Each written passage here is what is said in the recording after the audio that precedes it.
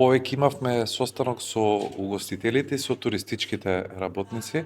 За најчиите поголемиот дел се на некој семинар во Сараево, не присуствуваа денеска на состанокот, но ќе направиме посебен состанок со нив. Денеска сум овде присутен на нивно барање, бидејќи знаете сме ново формирано Министерство за култура и туризам, го опфаќаме и туризмот во нашиот голем ресор.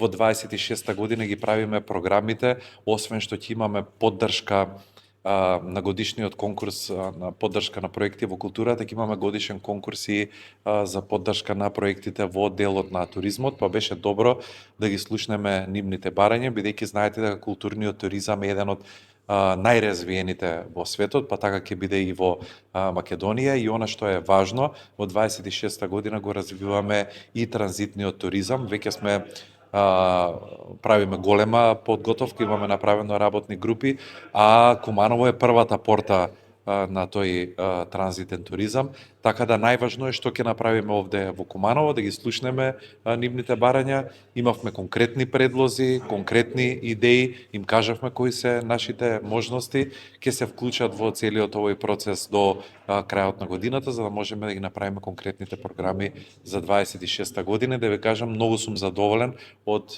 нивните инспиративни идеи, од конкретните предлози. Тука беше и директорот на Државниот пазарен инспекторат, кој што исто така се вклучи во овој процес, бидејќи планираме од наредната година да формираме и туристичка инспекција, која што ќе биде во склоп на Државниот пазарен инспекторат, така да имаме голем напредок во целиот овој процес. Се надевам дека ќе помине се во најдобар ред.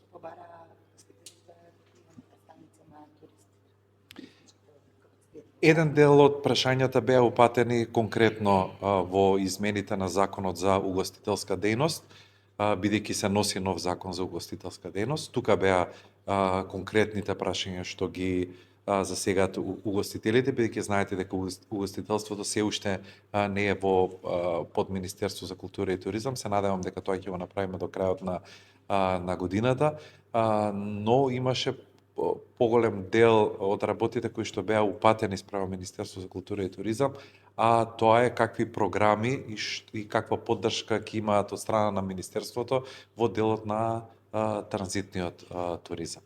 Бидејќи ќе ги направиме апликациите за следната година, сакавме да ги слушнеме нивните идеи, дали тоа ќе биде некаков вид на некаков саем, кој што ќе се отвори во текот на летото, кој што би траел во подолг временски период кога имаме транзитни туристи, но тоа ќе го одлучиме до крајот на годината заедно со нив. Секоја општина посебно ќе си прави своја програма или бидејќи Куманово видите порта на транзитниот туризам, веројатно и Гебелија ќе има слична. Да, видете, ние работиме на една пообемна апликација за транзитен туризам, кај што се вклучени поголем број на чинители. Тука е вклучена и царината, тука е вклучена и МВР, вклучено Министерство за транспорт и врски и јавното предпријатие за државни патишта, бидејќи сите сме вклучени во овој процес да го олесниме тој коридор Е70, Е75.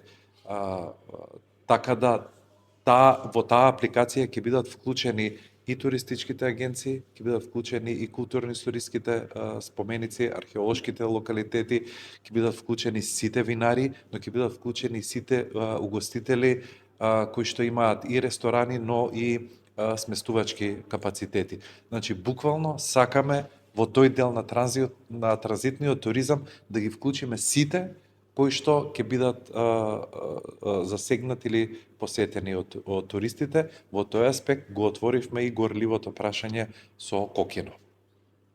Бидејќи таму нема добра инфраструктура, нема осветлување, но е под општината Старо Нагоричане, значи ќе треба директно да се зборува таму со локалната самоуправа и да донесеме едно заедничко решение. Ако не може тука да помогне локалната самоуправа, се разбира дека целиот тој процес ќе го превземаме ние како министерство.